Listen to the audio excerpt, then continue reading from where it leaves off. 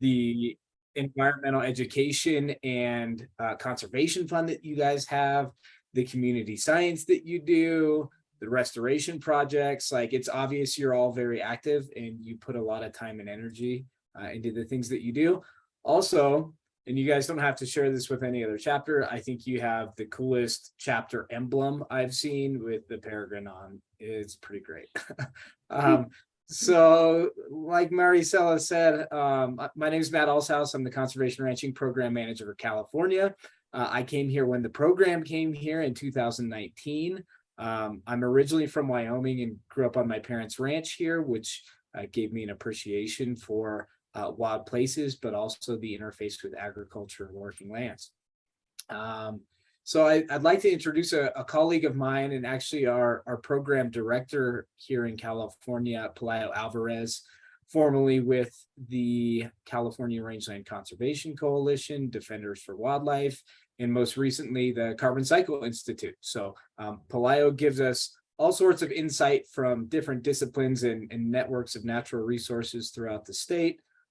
It's great to have him, and so he can be here to talk a little bit about the genesis of the program and ranchers working for conservation here in California, and then I'll dive into program specifics for us and hopefully leave enough time to interact at the end of the presentation so people can ask questions. So I'll go ahead and start sharing my screen, and Pelayo will hop into a little background on the program here. Thanks, Madam. Thank you for the invitation. Yeah, as Matt said, I'll give you a little bit of background of what the genesis of this program is, and then how it's a natural evolution of the work that Audubon started. I mean, as far as I know, probably in the early 2000s and maybe even before. So yeah, Matt, next. So the idea of the program uses this concept of ranching as a conservation strategy. In other words, keeping ranchers ranching as a way to achieve the conservation objectives that we have. As you probably know, I may be speaking to the choir here, privately owned ranches provide a lot of habitat in California, but they also provide a lot of other ecosystem services like carbon sequestration, healthy watersheds, obviously food, fiber, open space, et cetera, et cetera, et cetera. Unfortunately, up until very recently, particularly in California, we don't really appreciate rangeland ecosystems. And obviously we don't appreciate the stewardship that the ranchers do. So there are, this is true for probably the entire US, very few economic incentives for the stewardship that the ranchers do. In other words, we compensate them for instance, the beef that they produce, but we don't compensate them for the habitat they provide, for keeping open space, for keeping habitat, for keeping, the ability to sequester carbon, wildlife corridors, and all those ecosystem services. When I was with Defenders of Wildlife, we took a survey. This is a little bit outdated. That was back in 2009, of this idea of paying ranchers for the ecosystem services that they provide. So we asked them, among other questions, what activities, in terms of conservation, what kind of activities were the ranchers interested in pursuing, and what kind of activities they would be interested in being compensated for. And as you can see, their appetite for conservation is pretty big, I would say. You see increased carbon storage, restore native plants, improve water quality, increase oak numbers, but the number one activity that most ranchers were interested in doing is improving wildlife habitat. There are good reasons for that. One of them is because they're the first ones to enjoy the wildlife habitat around them. They're really happy to see wildlife around them, plant species. They enjoy their lifestyle. So it is not surprising that they're interested in conservation. And as you probably know, and it's very true here in California, that most ranchers are land rich and cash poor. What that means is that the land has more value for other uses like urban development or more intensive agriculture than it does for as grazing land. So the incentive for them is to actually sell their land. Is a lot more valuable than the activity that the land use, which is grazing. So the economic incentive for them is to sell the land for other uses. So every year we lose 20,000 acres of rangelands. We convert them to urban development, intensive agriculture, most recently to renewable energies as well. So with that, we lose all those ecosystem services that I mentioned. As I said, Audubon has a long history of recognizing that it is by working with private landowners, with farmers and ranchers, that we're going to be able to achieve more conservation and new conservation at a higher pace. I don't know if you remember Audubon's landowner stewardship program.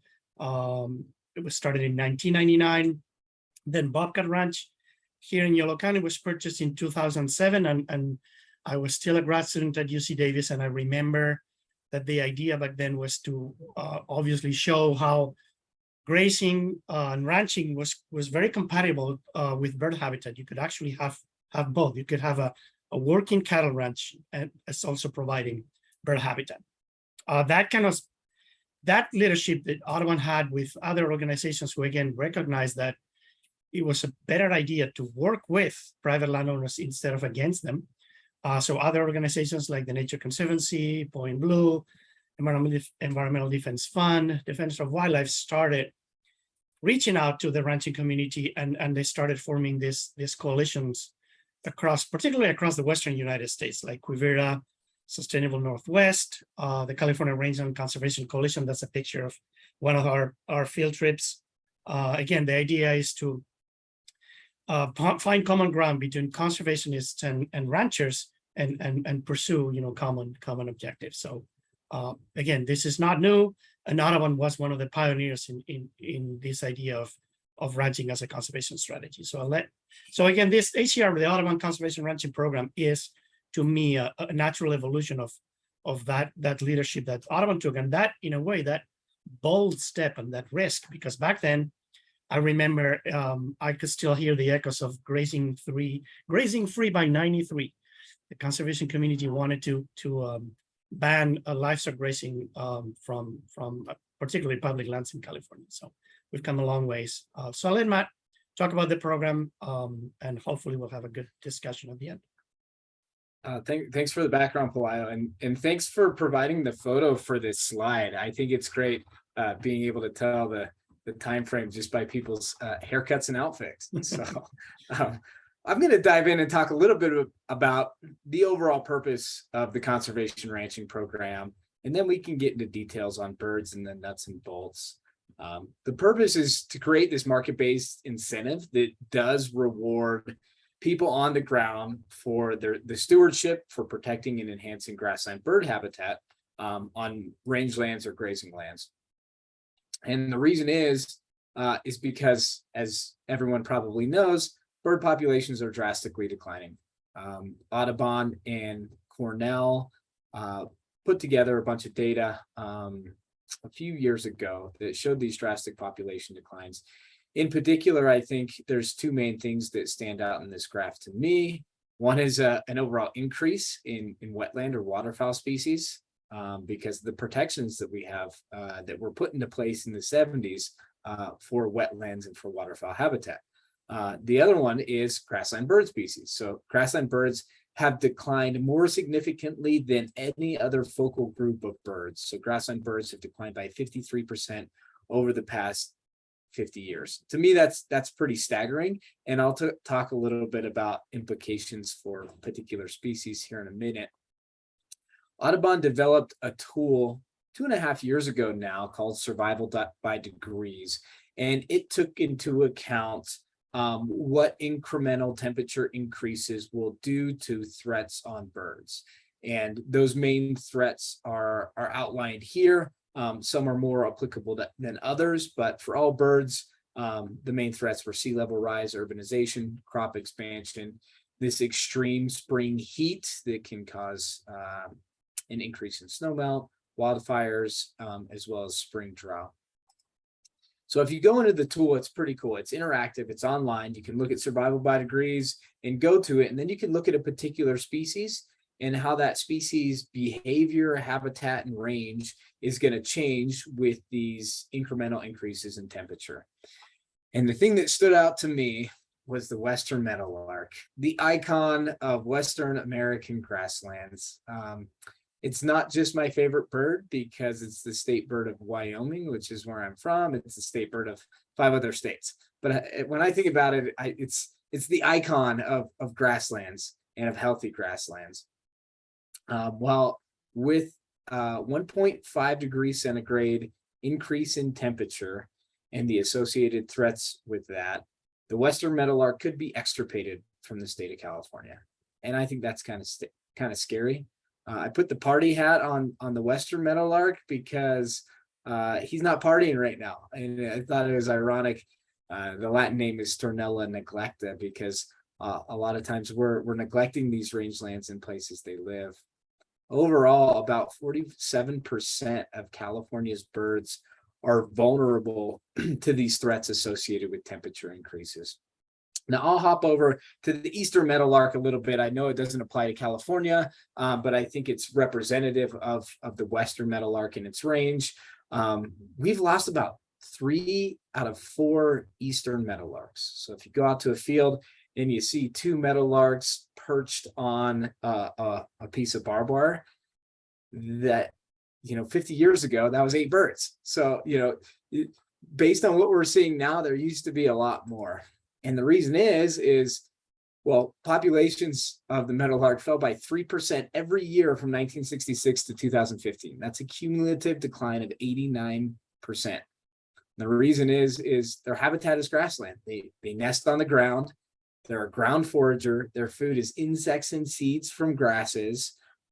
So their status right now is a common bird in steep decline, but this is what we will probably be seeing with all of the common species.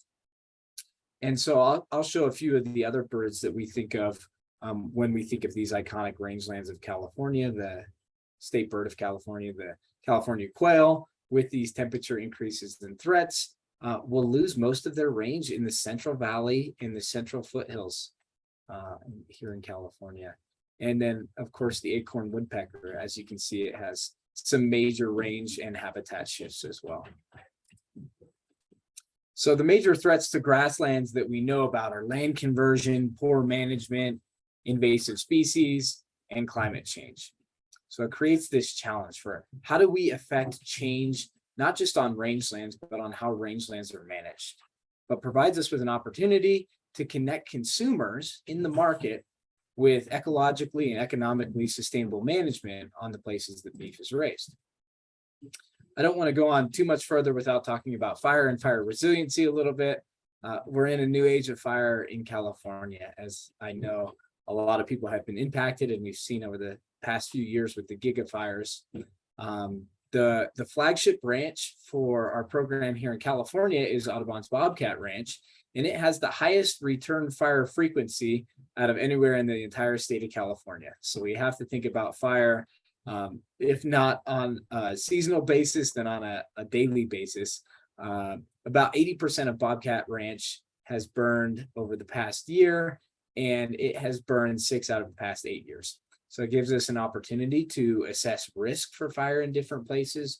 We form great partnerships with CAL FIRE, provides us an opportunity to monitor carbon flux over time in areas that are burned. So we are thinking about fire when we develop some of our plans.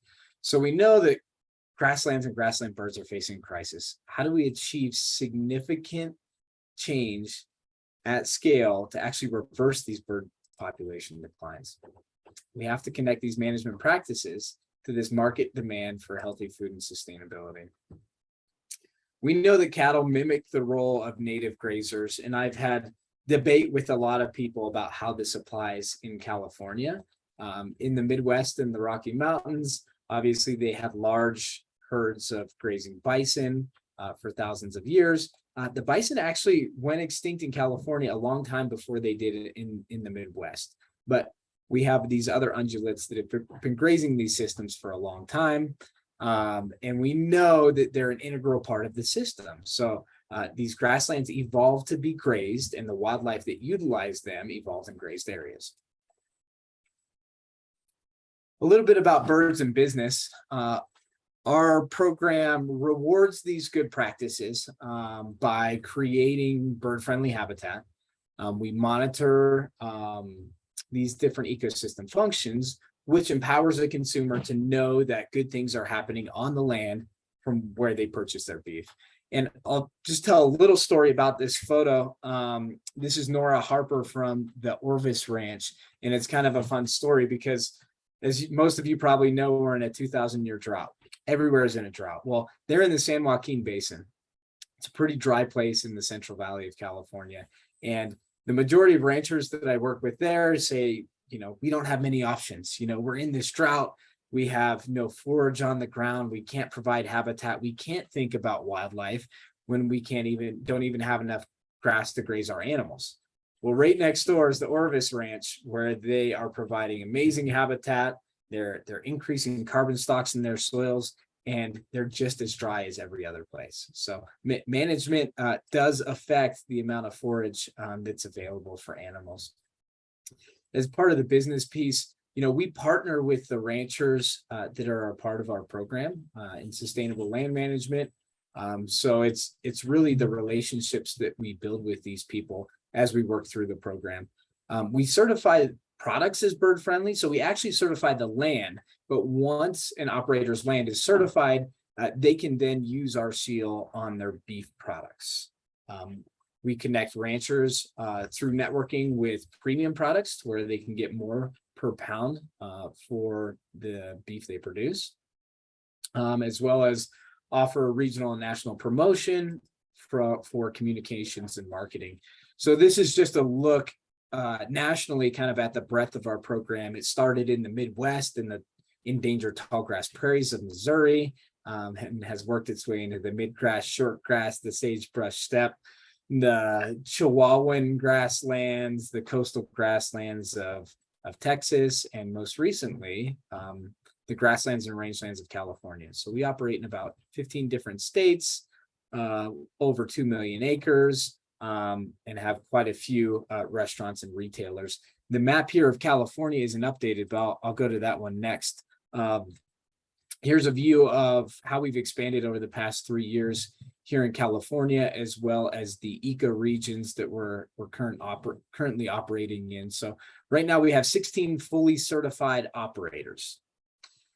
This is going to be a little hard to explain, but in the Midwest or in the midgrass prairies, a cattle operator has a ranch. So they have one piece of contiguous land, potentially with a lease or two that borders it, and they can run their full operation on just that piece of land, their home ranch.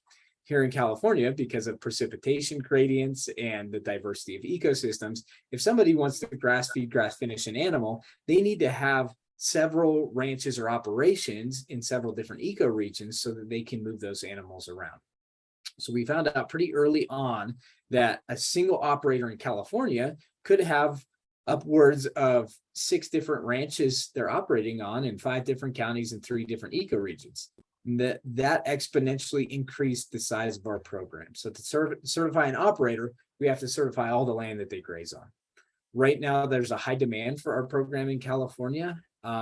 We have a waiting list and are trying to think about how do we build capacity and how do we sustain these relationships over time when it's just Pelayo and I as part of the program. So we've developed a lot of partnerships and are still moving forward. The foundation of our program is based in our protocols, and I'm just going to give folks a high-level overview of the protocols, and we can talk about them later in questions. But they're forage and feeding, animal health and welfare, environmental sustainability, and habitat management. Forage and feeding, there's no use of antibiotics, animal byproducts, grain-based supplementation. Animal health and welfare is basically our requirements are in line with most ASPCA requirements.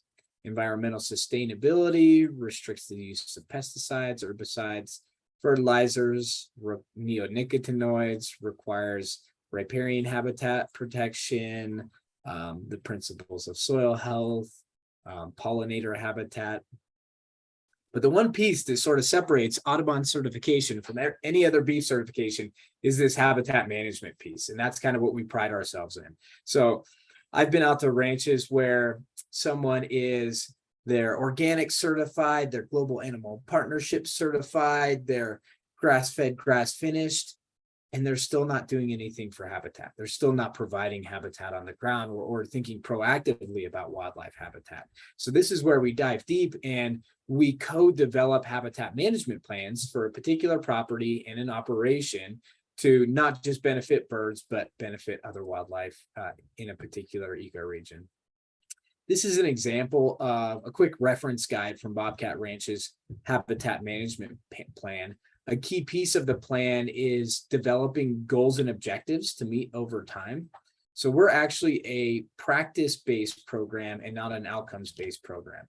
We know that these best management practices mean good things on the ground. So we're not requiring that people have a certain number of birds or a certain diversity or sequester a certain amount of carbon.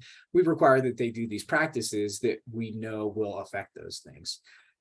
For me, I don't want to write these plans for us, and I don't want to write them for the certification. We develop these plans to actually benefit producers. So this quick reference guide can be something a producer can flip to and think about their goals and objectives over time. We also will develop a focal bird species list for each property that gives special management considerations associated with grazing and how grazing affects habitat for each individual species. Our third-party verifier is the Food Alliance. So Audubon is not the actual one that's certifying ranchers are meeting all of the protocols. It's the Food Alliance. So they do desktop audits and then in-person on-site audits to make sure all the protocols have been met. And then they're the ones that actually provide the certification letter, which once a rancher receives the certification letter, they can use Audubon seal to be recognized on their products, but also for promotion and marketing on their website, as well as other places. We do want to make sure that the management recommendations that we're providing are doing the things we want them to on the ground. So we do ecological monitoring.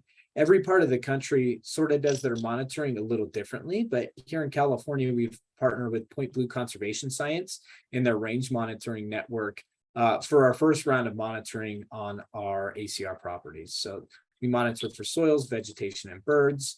In a perfect world, I would use birds as the ultimate ecosystem indicator, knowing that if we have a particular abundance and diversity of bird species, that we're doing good things for plant species biodiversity and heterogeneity in plant communities, which means we're doing good things for the soils and for water and for all of these other things. So really using birds as the indicator.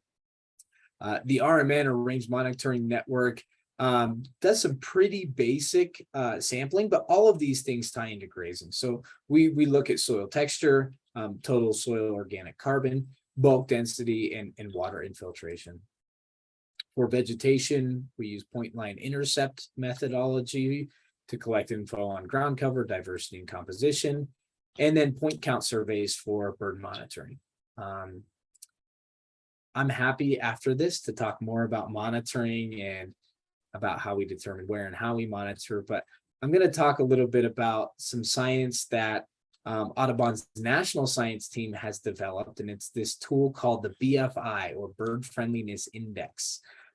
It's kind of a complicated system, but breaking it down in the easiest way I can, it takes a look at bird abundance, diversity, and individual species resilience, and adds those together and then compares that to regional averages in a particular geography. That way we can say if a particular property is doing better or worse than regional averages for bird species and their abundance. When the program came to California, our geospatial team and science team wanted to figure out how we could have the most bang for our buck as far as our conservation efforts in the state. And so they performed a landscape prioritization. This prioritization took into account 13 different factors, whether they were physical, biological, or socioeconomic, and they ranked one factor to another factor through the entire list on a 0 to 1 scale. From that, we gave each of these factors a ranking and put it into a hierarchy model. The hierarchy model pumps out a number from 0 to 1 on how important each of these factors is.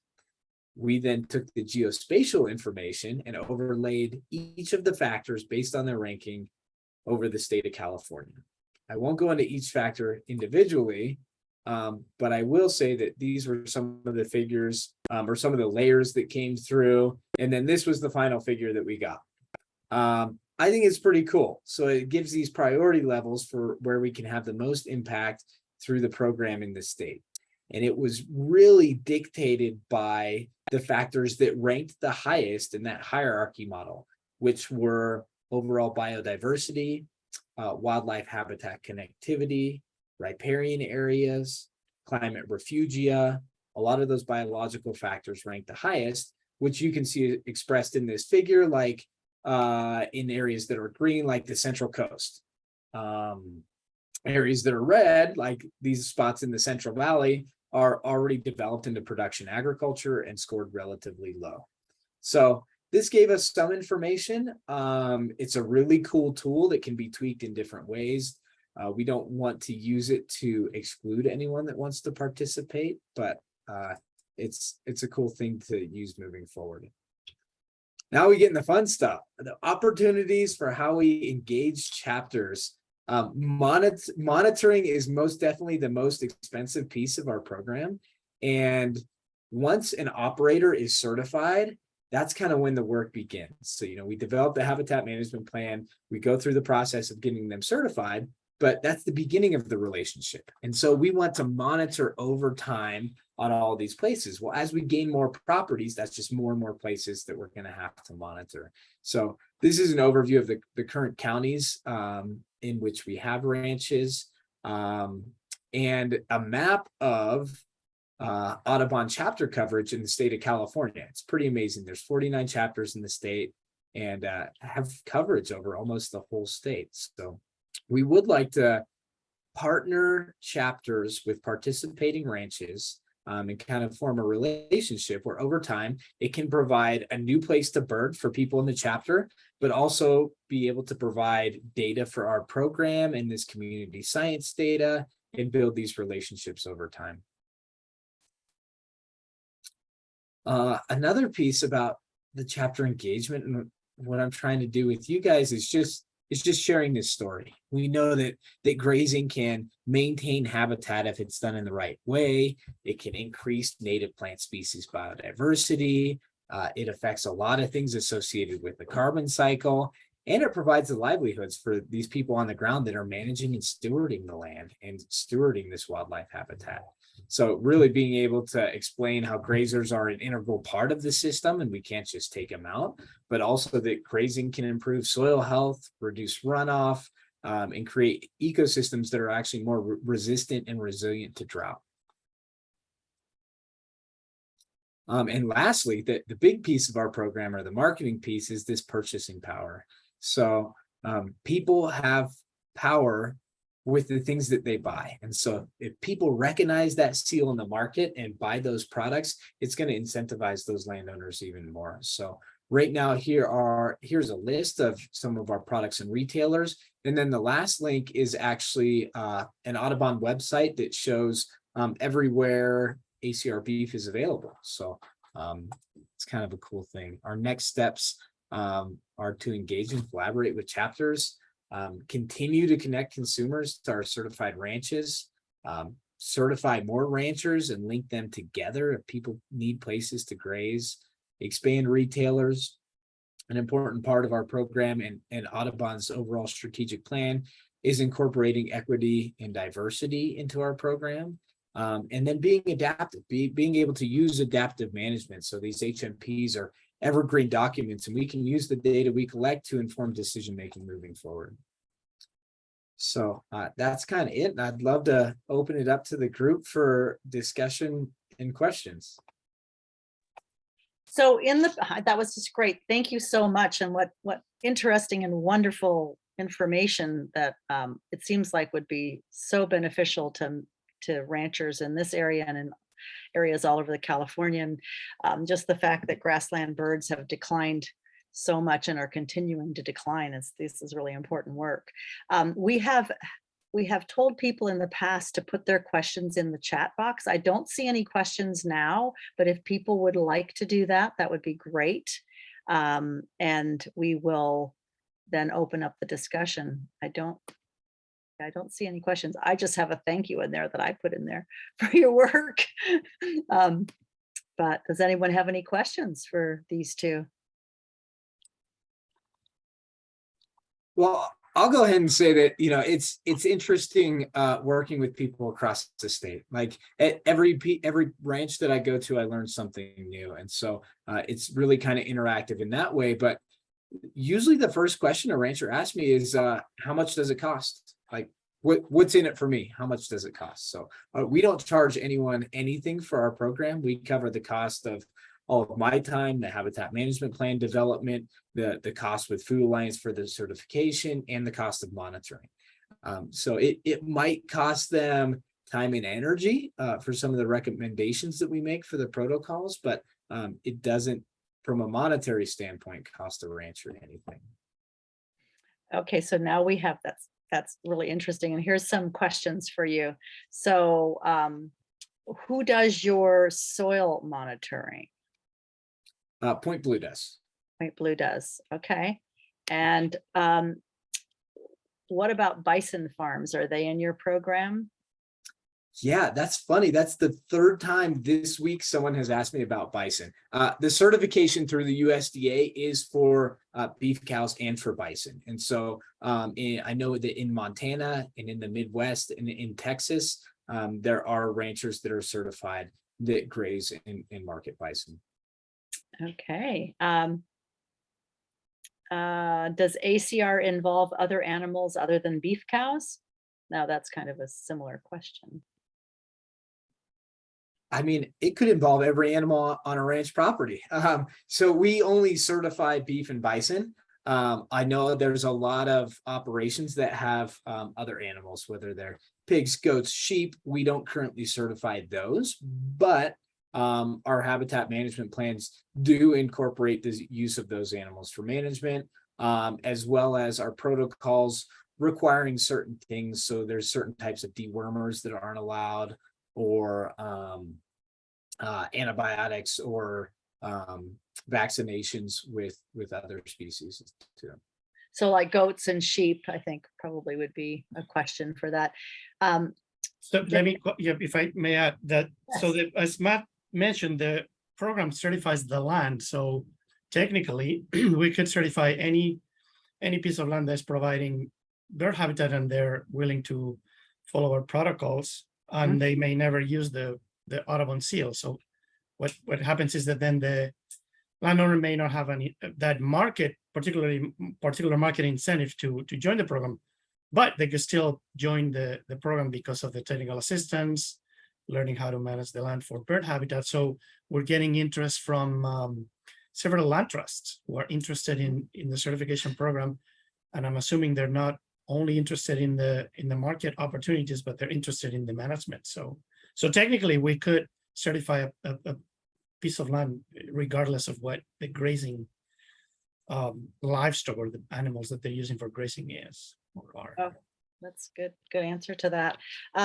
So from, oh goodness, they go by so fast, some of these questions, but this one says, Ari, the map of range, no, hold on, that was not, there's a lot of questions now, which is great. We repeatedly see that higher quality food results in less methane emitted. Free range grazing is not the most carbon responsible according to this view. How is this being addressed? It's a great question. Let's see what that's from Rain. That is from Rain, yes. Could Rain could explain why free range grazing is not the most carbon responsible?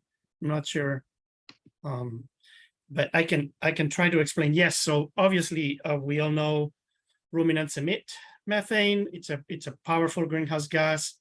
However, it's shorter lived than for instance CO2. believe methane stays in the atmosphere for about 10 years.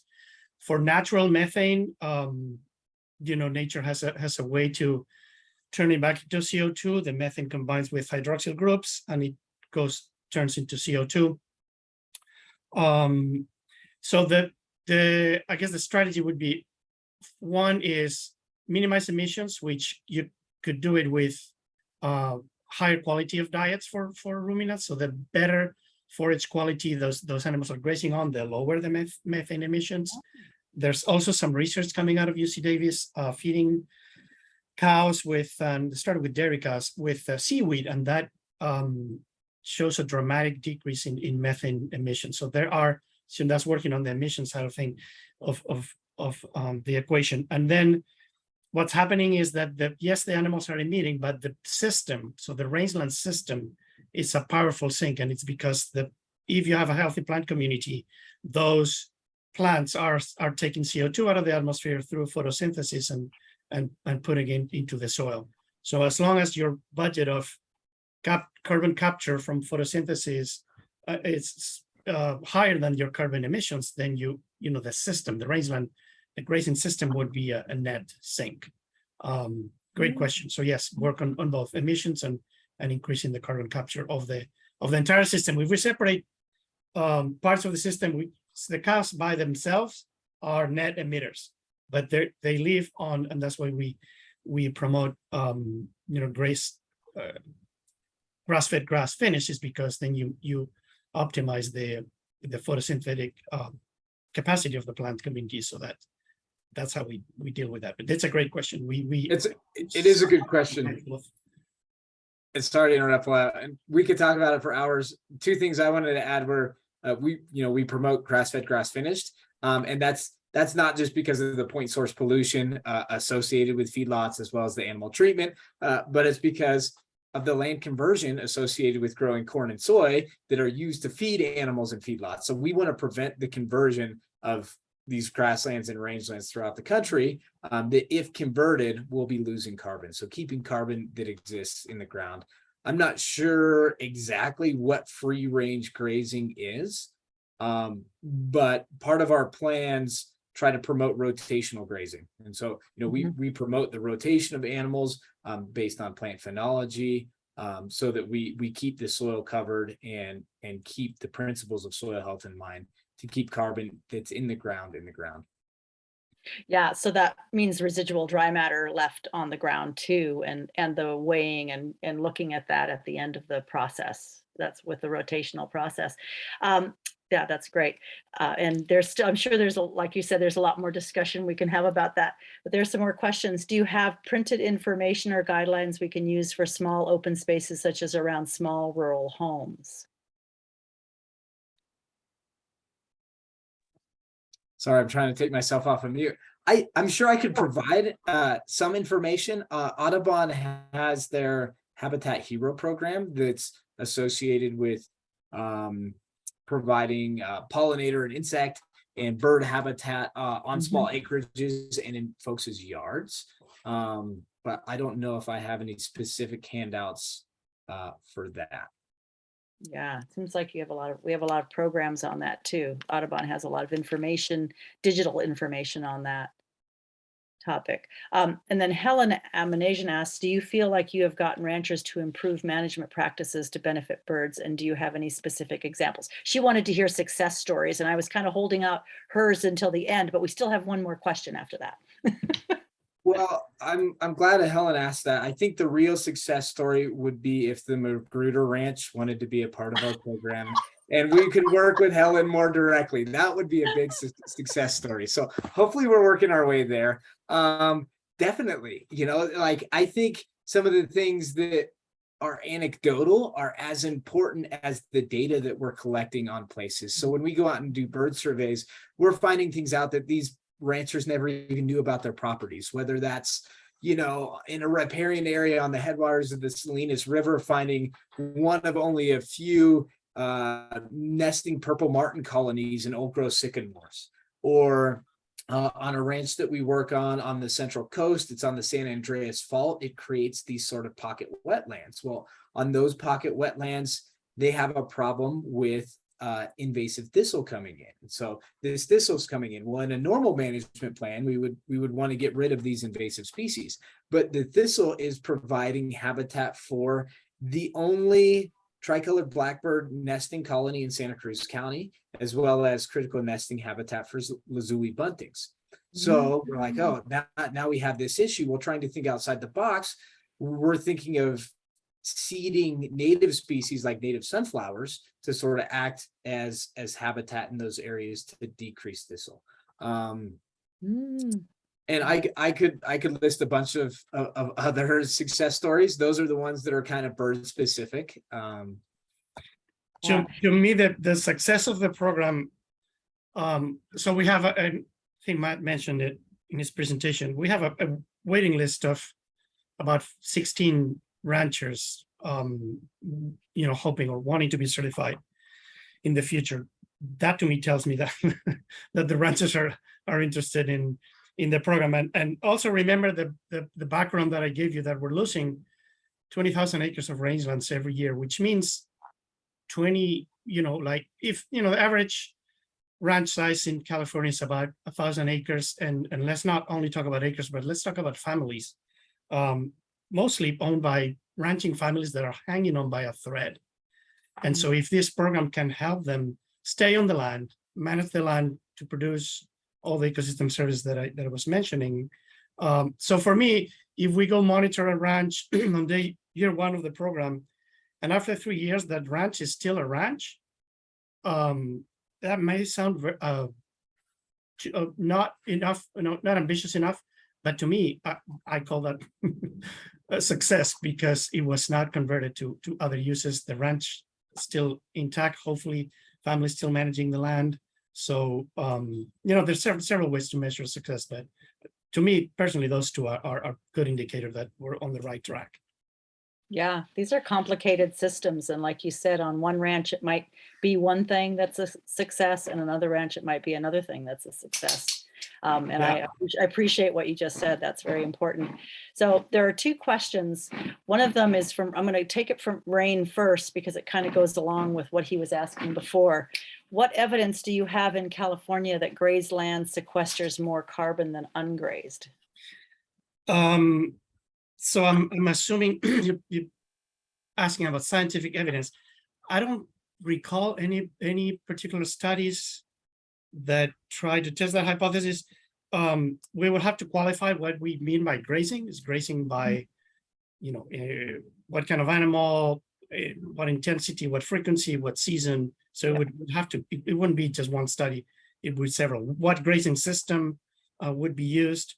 However, what we do know is that we know what happens to ungrazed grasslands and rangelands, right? They lose biodiversity, they get occupied by invasive species, and from a climate change perspective, they burn. And I just saw a study that shows that we have in California, the number one source of emissions right now is wildfires.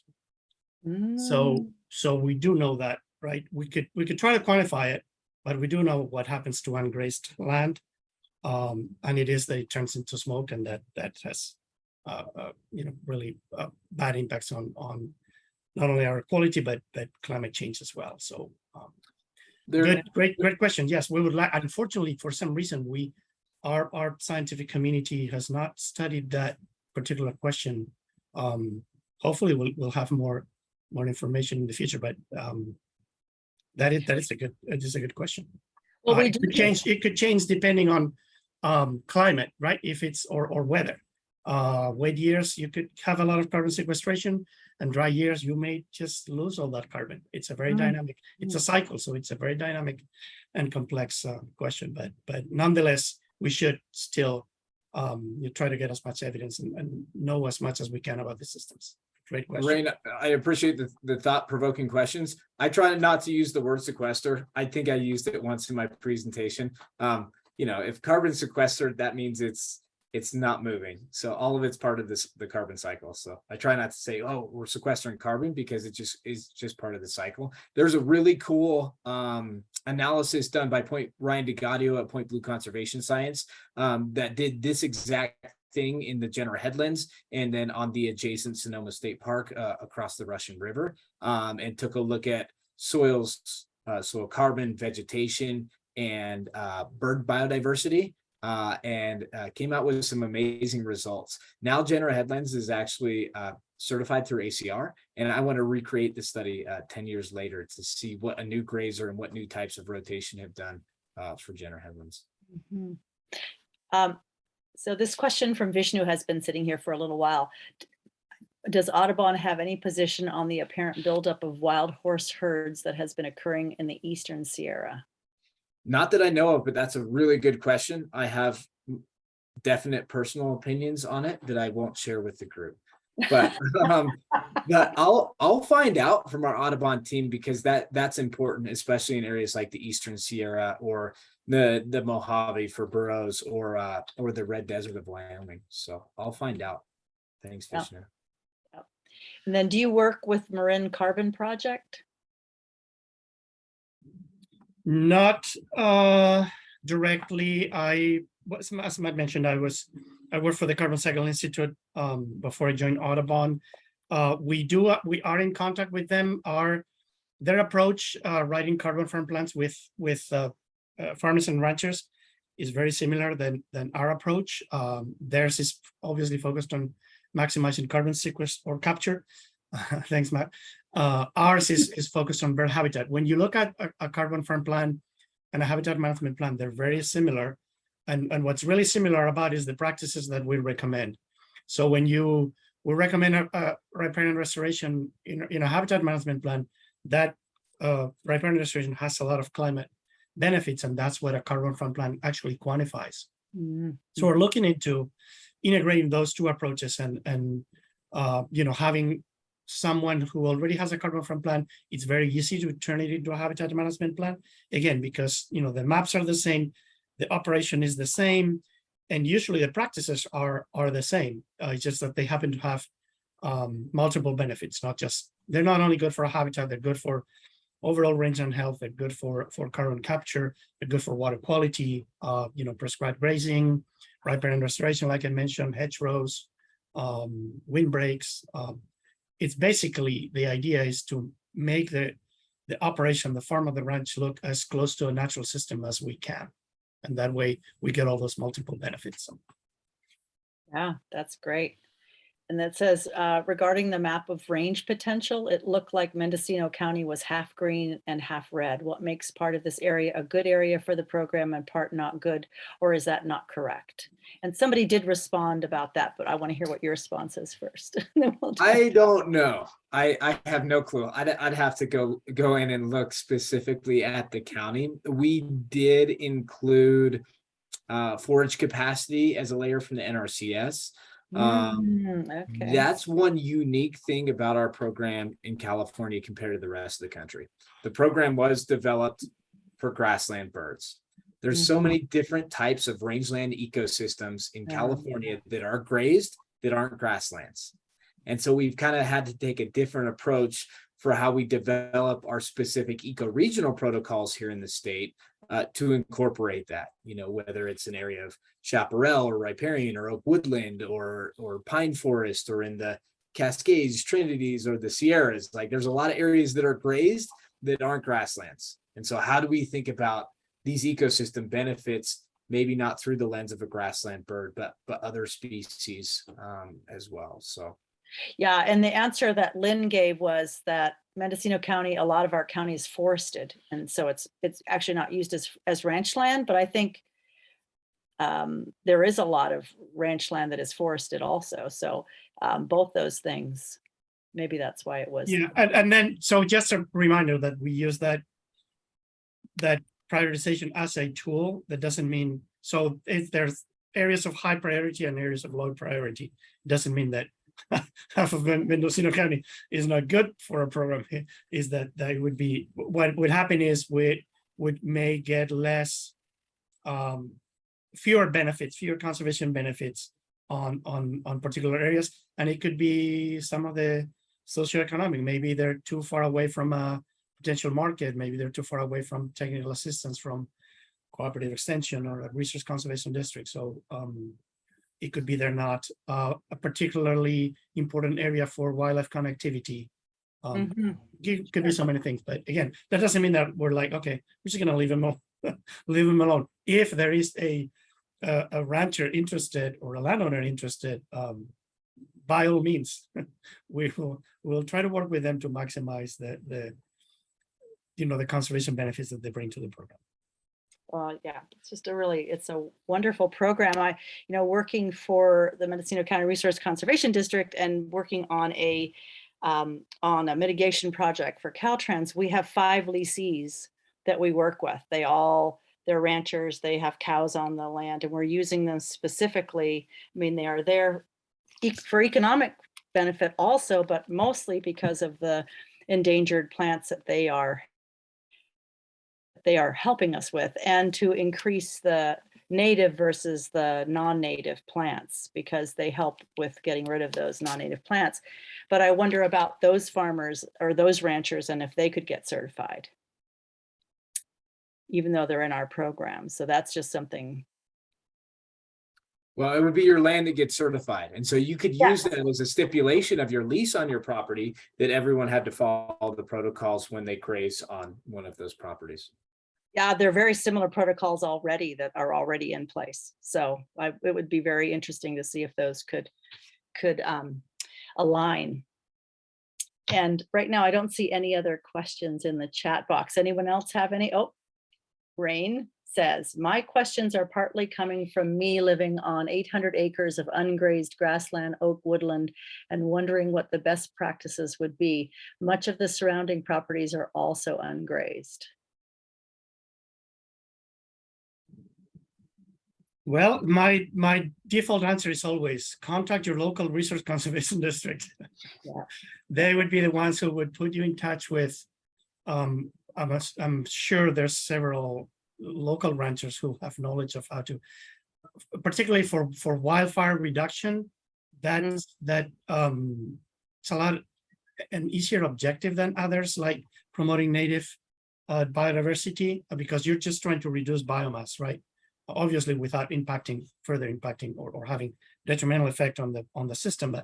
But it's not rocket science. It's just graze that reduce the biomass, introduce some nutrients into the soil, open up the canopy, get rid of all that dead thatch, that dead vegetation, promote photosynthesis. So again, I would contact the local resource conservation district and figure out, okay, who is there a local rancher who would be able to graze this area. We're trying to get through policy to get more opportunities for ranchers to be able to provide that as a service.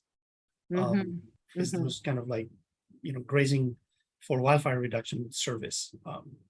Be happy to talk more, because it is doable, and people use that. You could use graze sheep or goats or whatever animals are available to you. It's a matter of monitoring how much they're grazing, and then making sure that they graze to a level that achieves the objective of reducing wildfire without, having a detrimental impact. Yeah, he doesn't really mention, Rain is not mentioning wildfire in there, but I think it's on everybody's mind. I mean, we are all facing that, whoever has land in this area. He's mostly talking about what the best practices. Depending on the objective. Yes, right, yeah. Exactly. Yeah, I could unmute Rain. It's good. I don't know if he's gonna Please let them know that we're more than happy to follow up. Yes, and he's hearing you. He's listening, so he knows that. And are there any other questions that people have besides? Oh, here we go. Oh, no, great presentation. Thank you very much.